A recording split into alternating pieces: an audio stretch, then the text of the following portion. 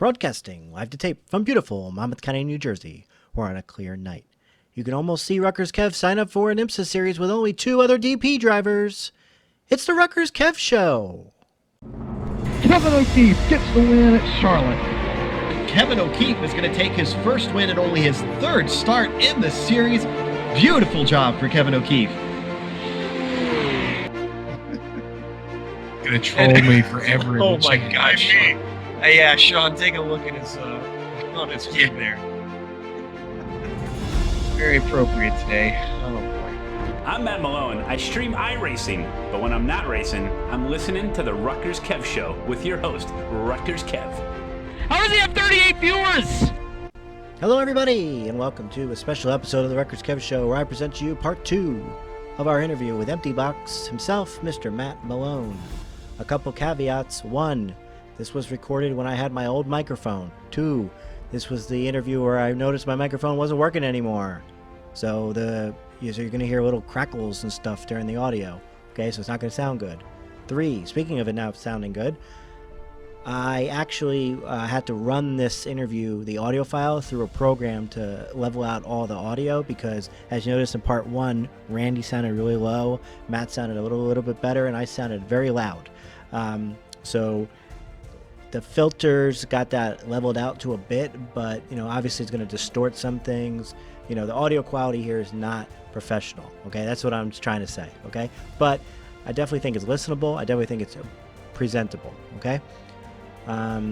If you're a podcast listener, this is not going to go on the podcast feed. It's just going to be a YouTube only exclusive, and that's because I can only host 8 hours of content per month, and I'm already at like 5.5 hours with like 2 weeks to go, and I know this upcoming episode with Randy is going to be a very long episode. So this is going to be a YouTube only. It may go up as a filler episode on the podcast feed later, but if you planned on watching this when you're in the car later, you won't be able to for now. Okay? So enjoy part 2 of the interview with Matt Orr himself, Mr. Empty Box. Call the show, you turkeys. All right, let's keep going. If anything, we'll put this in episode 3. Matt part 1, Randy and Matt part 2. Yeah, if anything, we'll put this in episode 3. Are we getting to the good Star Wars yet? Good Star Wars? I don't know. I liked episode 8. I didn't mind it. Never saw it because I'm not a Star Wars guy. Oh. Well, then I have seen the first 6 though. I purposely avoided like any kind of spoiler, even the trailers. I purposely did not even watch the trailers. So it's like you were watching it in the 80s. So when episode 8 came out, I didn't mind it at all. I did have certain problems with the plot because I hate movie tropes where characters don't say certain things to people just because they're in a movie. But then when I came home and saw the hate for it, I was like blown away.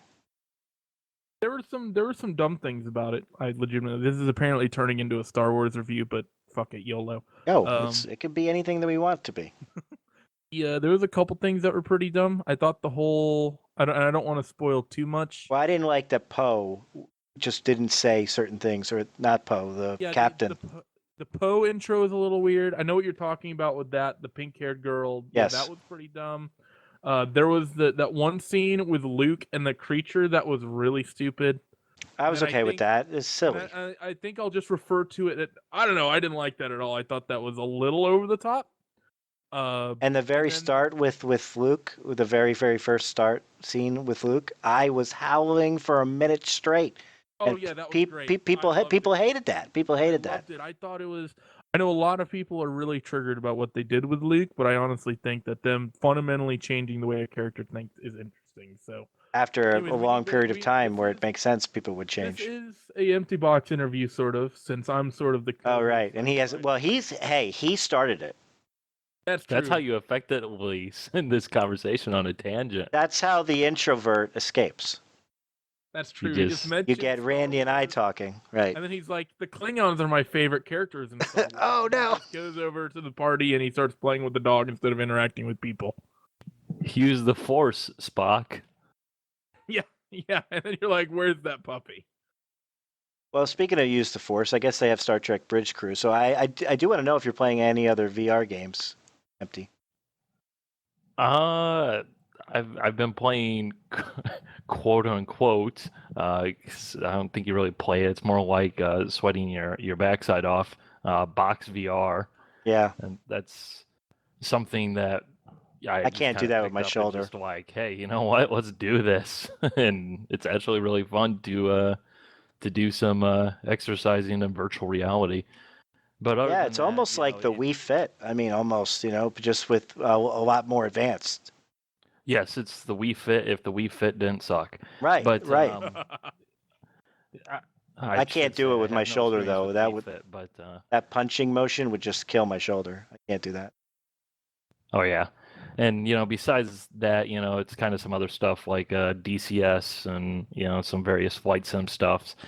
Surprisingly, like a lot of the VR exclusive games, like you play them and it's fun and it's exciting, but then you're like, yeah, what's really here though? And it doesn't really stick around. Whereas, yeah, I think the racing sims or the flight sim side of things, which were the things I was really into virtual reality for anyways, are the things that just seems to work the best overall, just because you have the controls already at your fingertips and everything and all that stuff. Do you have any trouble getting settings correct in iRacing so it looked good? I don't know. It still doesn't look good. See that? So there's a thread in the VR forums that says upload your CSS file. No, it's your INI file. One guy's settings worked perfectly. I mean, I honestly was not so impressed. I was really impressed when I first got it because it was Motegi Night. But then then the next week was Silverstone, and I noticed the screen door effect. Right, and I messaged you about it. But I got that guy's DX12 INI, whatever it's called, and it's perfect. Honestly, like the only downside is the fact that you can't really see draw distances. So, especially for pit stops, like you can't see your pit stall until you're basically like right on top of it. Worst. Yeah. And then in the recent build where they added the animated cruise for the NASCAR stuff, like, oh my goodness, empty. It's not even possible. Yeah, because there's no guy standing there holding the sign anymore.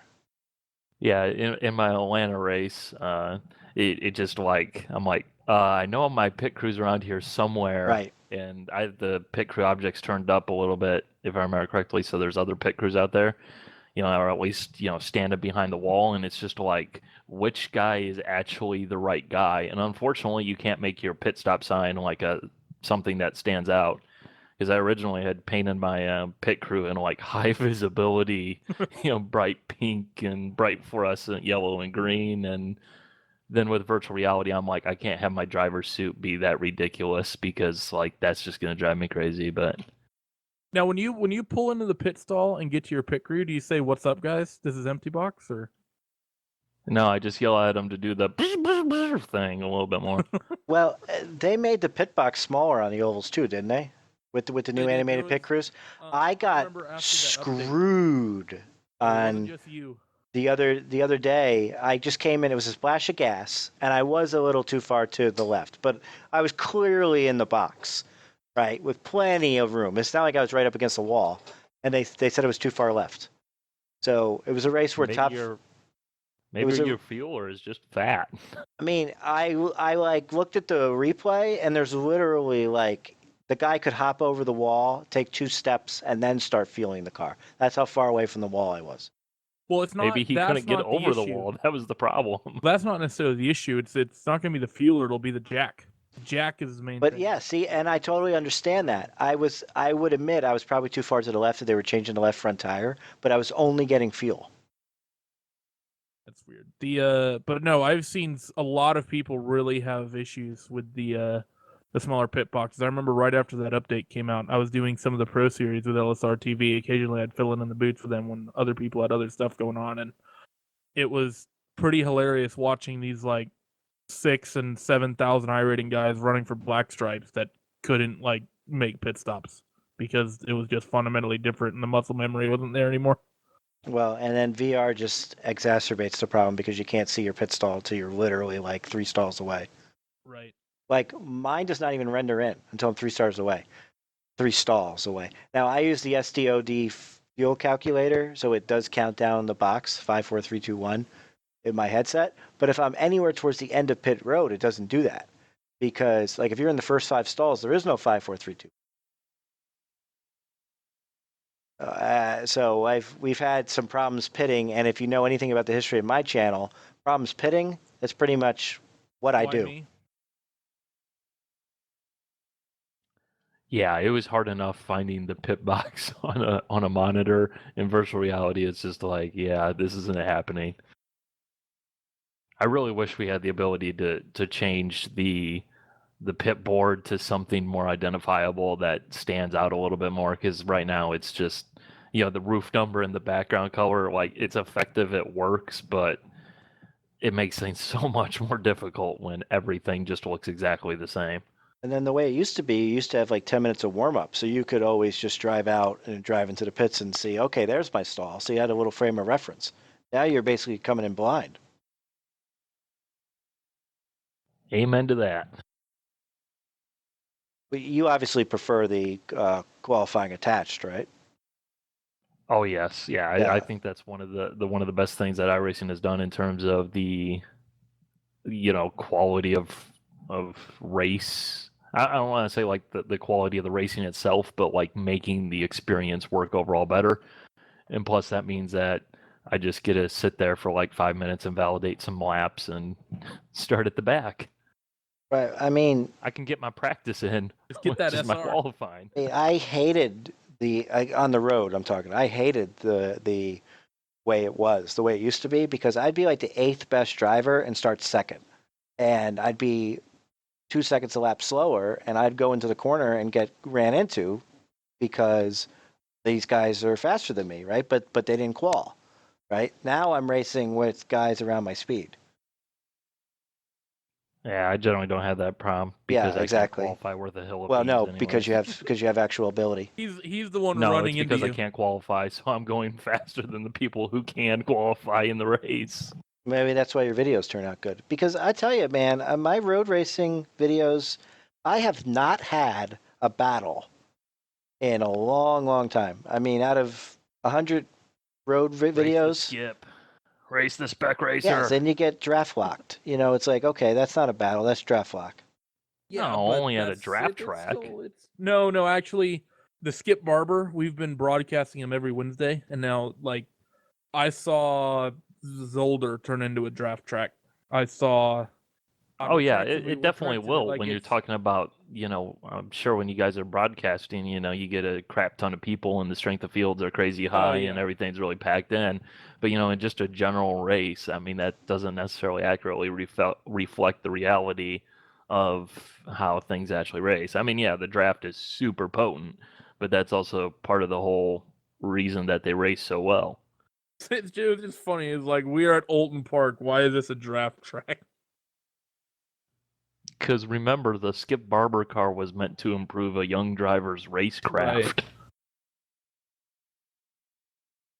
Hey, I should So they listen. put a Empty barn door Box out told me back. to run Spec Racer, and then I won. You can never go wrong with Spec Racer. Have you done any of the rally or dirt stuff, Kevin? With my shoulder, I have no interest. I didn't know you had an issue with your shoulder. I have a torn rotator cuff in my right shoulder. Come on, So- if Reese Gardner can drive one-handed, you surely can. I mean, I probably could, but I don't really have an interest in hurting myself even worse. But you can do it for the rallycross, man. When I like the second day back on the service, I like went over the jump at Daytona. I was like, all right, I did it. I did it. I'm a rallycross. Man, could you imagine Kevin? All right. and the rallycross and the type of drivers there. Imagine how many YMEs. on every corner. Right. I want to Right. see him. I want to see him running a strong Now, granted, I'm assuming that Kevin would be a strong driver, but that's beside the point. I want to see him run in a crowded and talented sprint car field, winged, because I've gotten into running again, and when you're running around a bunch of guys who know what they're doing, I did a league race on Monday where it was a 40-lap race in the 360s in Knoxville. We had one caution. Running was 20 some odd other people that are all within the same 1/10.5 to 2/10, and going pretty much caution free for that long. It's probably one of the most tiring things I've ever done. And I've done like 4 to 5 hour stints on enduros. Those were like mentally exhausting, but I was just physically exhausted trying to like wrestle the car around. And God, that was fun. Yeah, with the dirt cars, the dirt open wheel stuff. Well, I guess depending on how you want to count the modified, although I haven't really messed around with the modified, but the sprints too for our Friday broadcast. Those have been amazing races. The sprints and the midgets, though, man, like you do, a 30, 40 lap race in those things is just like, all right, that is enough. I am done. The wheel fans that was something I survived, maybe. I haven't done as much in the midget or the non-winged sprint. Like I said, I've always been a winged guy, but I'm really just waiting for more tracks. Be happy with the build, Charlotte. They're going to be quarter miles turn left. I don't really know what the diversity is going to be. As a guy that doesn't drive it. Oh no, the diversity. Said the guy who drives the NASCAR iRacings here. They're a little different. Oh yeah, Charlotte. There's a bump. Now there's not that much difference between I would there's not that much difference between like a Texas and a Las Vegas. I would agree to that, but there's difference between a Richmond and a Las Vegas. Well, yeah. Yeah, there's a difference between a quarter mile flat track and a half mile bank track and a half mile flat track, and even the 3 half-mile tracks that the sim released with dirt were all vastly different. You had the high banks of Eldora. Well, they don't look different. Okay, all right, I'm wrong then. Yeah, you just wait till you hit that stupid bump at the finish line at Volusia. Like, then you'll be like, what the heck, man? Kevin, what you just said is like the equivalent of when your client says something that you knew is going to like just lose you the case in court. Like, that's what you just said. I can't be at fault for rear-ending the car. I didn't get a ticket. Yes, I did shoot that guy. It was me. You don't know how many stupid things. How can I be at fault? I didn't get a ticket. Well, you ran into the guy and the officer didn't give you a ticket. But you're still at fault. I'm a defense attorney now, so I get more of the plaintiffs who cross the street not in the crosswalk. The funny stories. That's a personal pet peeve of mine. Crosswalk etiquette and jaywalking. Like, I swear to goodness, man, in my world, when I become president in 2024, because I'm running on the platform of we're gonna fix the amount of hot dog buns and hot dogs sold in a package. So you'd be under the rent is too damn high party, as well as the blankets that aren't square, and you can't figure out which end is which. Which is really annoying. The next thing is gonna be that we are gonna figure out our crosswalk situation, because I see people who are walking on don't walk signs, and it's just like, what are you doing? How can you misinterpret this? Well, I'm sure that jaywalking is a big issue where you live in, like, bumfuck Cornhusk, Iowa. Hey. I don't know what the deal is, but coming back and forth from my office, people are like locusts. They just come out of nowhere and start scuttling across the street. Where do you live again, Kev? I live in Monmouth County, New Jersey. Okay, so you live in New Jersey. See, that's a decent, You can tell episode 1 is not released yet because the opening to the show is broadcasting from Monmouth County, New Jersey. Just kidding. I've never been to New Jersey. Don't hate me, New Jerseyans. I've driven through Interstate 80 about 30 times. So exciting. Hey, you got that, like... to the left, you'll see some corn. If you'll look to your right, you'll see some corn. The Wendys in Iowa the Wendys in Iowa is the best Wendys I've ever had. Really? Well, that's fantastic. That's pretty random. Yeah. Congratulations, Iowa. You have the best Wendy's. You have the best Wendys. I don't know what you guys are doing, but you have the best Wendys. Wendy's is the sleeper fast food place, though. It's like, right. Is easily the best. It's on Interstate 80, right past. You get past the town. Quotes. There's kind of like a. There's kind of a spot.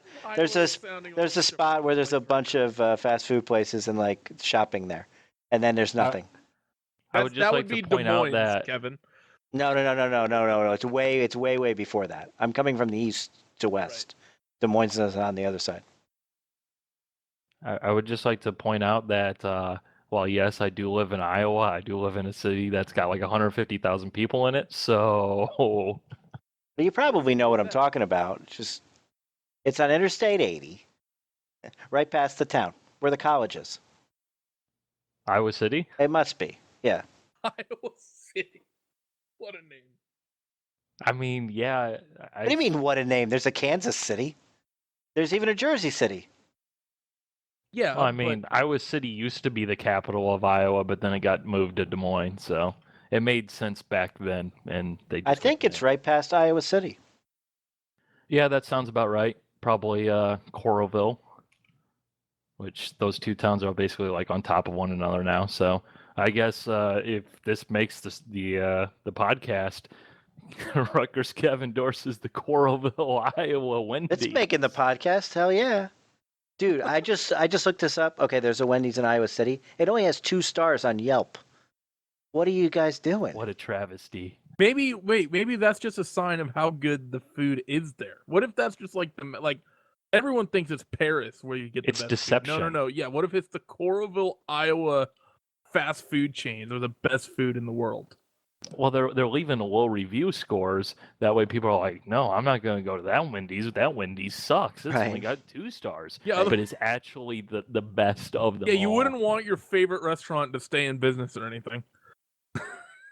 I mean, it's a Wendy's for crying out loud. It ain't going to go out of business just like that, you know? Well, I don't. I think the moral of the story. Well, is that's this, my needs to have Wendy's sponsorship. That's the limit of my experience for Iowa because, my mother-in-law was sick for a period of time, and when we were living in Cincinnati, we drove to Nebraska almost twice a month. That sounds terrible. I don't mind driving. I like listening to podcasts, and I like listening to talk radio. So I would drive the whole 12 hours, no problem. As long as I got to listen to the radio, my radio. Oh man, I'm just saying, when I went to Sebring and drove, I absolutely loved it because I enjoy the road tripping and doing the driving and all that, and that's why I drove rather than getting on an airplane. But as soon as I got to Florida, where it's just nothing but straight roads and nothingness, I mean, you guys think it's bad here in Iowa. It was way worse there.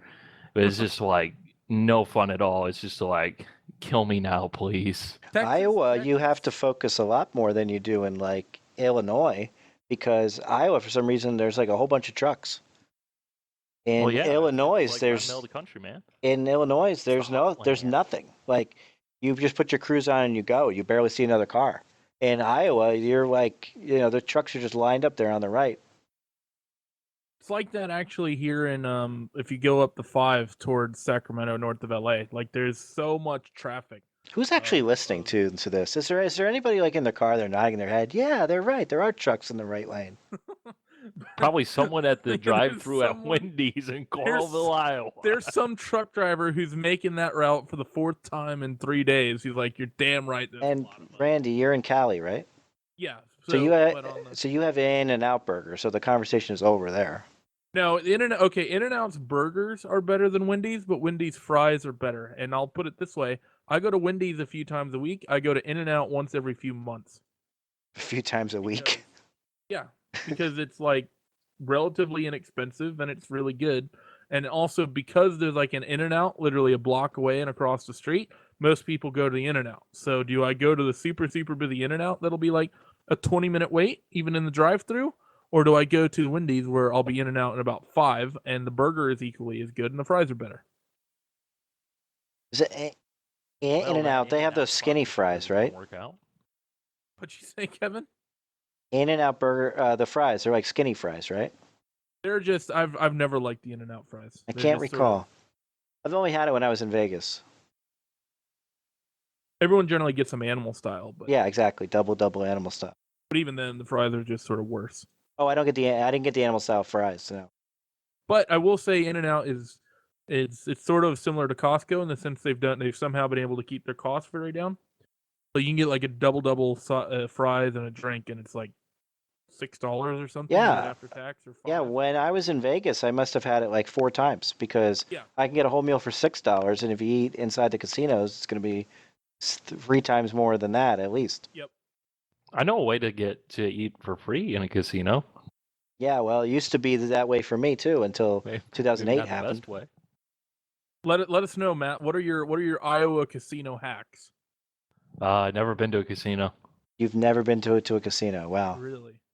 Yeah, I'm like the most boring person. Like you. So what? So you just gamble online or something?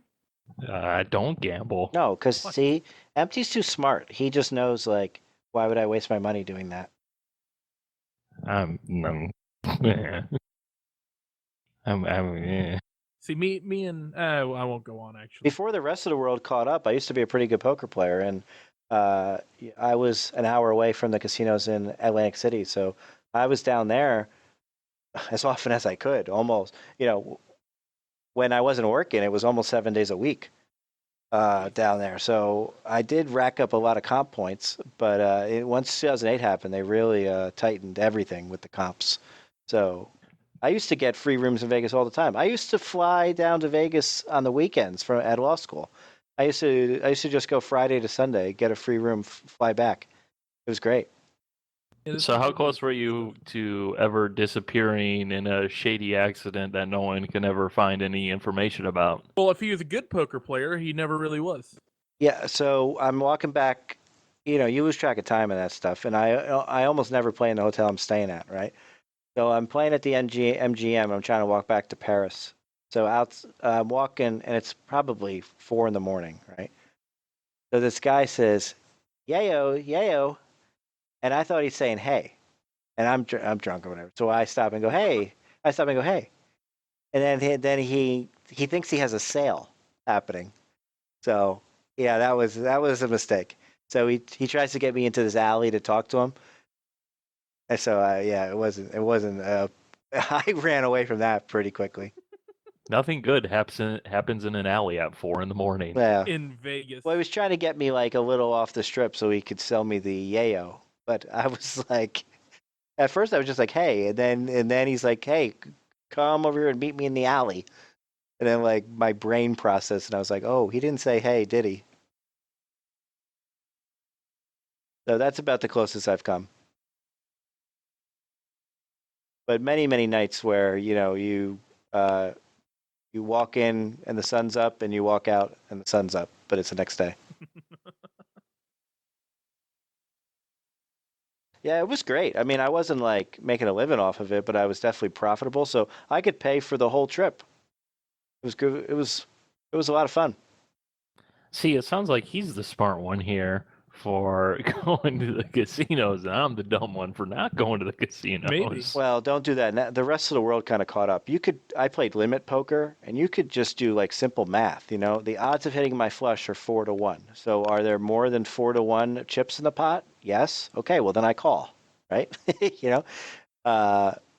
And then you could be like, okay, well, anyway, just simple math like that, But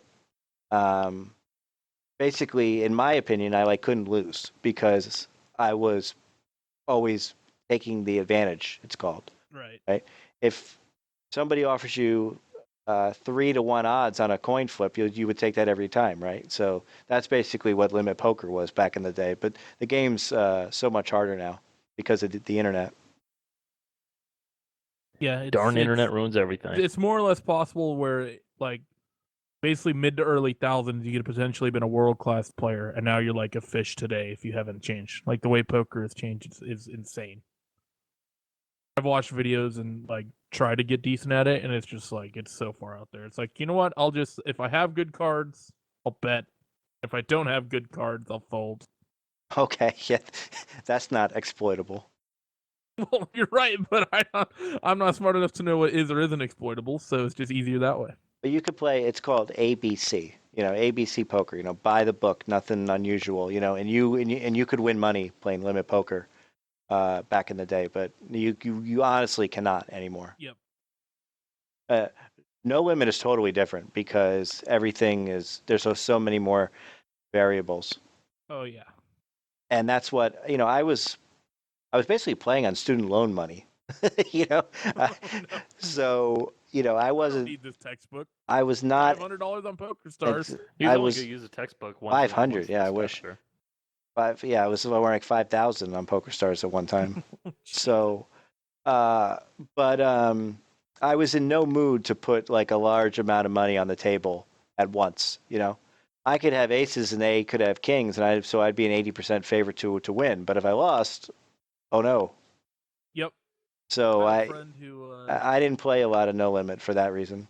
I had a friend who lost a significant amount of his bankroll to king high straight flush. Someone hit the royal on him. He was not very Boom. happy. I wonder why. If he's playing a certain casino, that would be what's known as a bad beat. So they'd have a jackpot. So he would have struck it rich. It turns out, Kevin, that when you hit the second highest potential hand in poker and lose, there's bad beat. there's something called a bad beat jackpot, where if you have more than quads and you lose, then you could win like $40,000.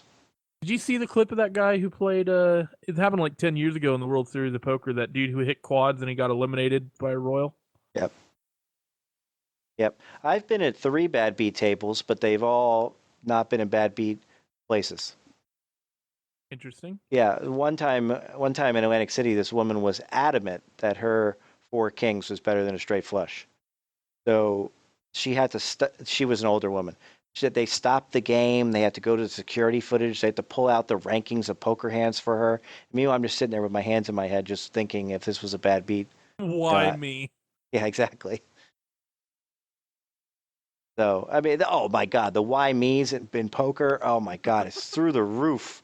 It's just how many times they like missteal the river, and then they're like, okay, we have to shuffle out a brand new card. Oh, it's the one card that beat you, Kev. Like more than once that's happened. Or I would be like the whole day when I'd be thinking, I would be like drumming my fingers, right, on the table, right, just for like a nervous tick. I'd be like drumming my fingers, I think you know what I'm talking about, right? And the one time where I've got like a really, really good hand, I drum my fingers and the dealer thinks I checked. Oh no. Right, it's just, you that was before Why Me. That was before I even knew what Why Me was. And that's my show. Be sure to like, comment, and subscribe, and more importantly, share. Let's grow. That's the end of my show. Donk.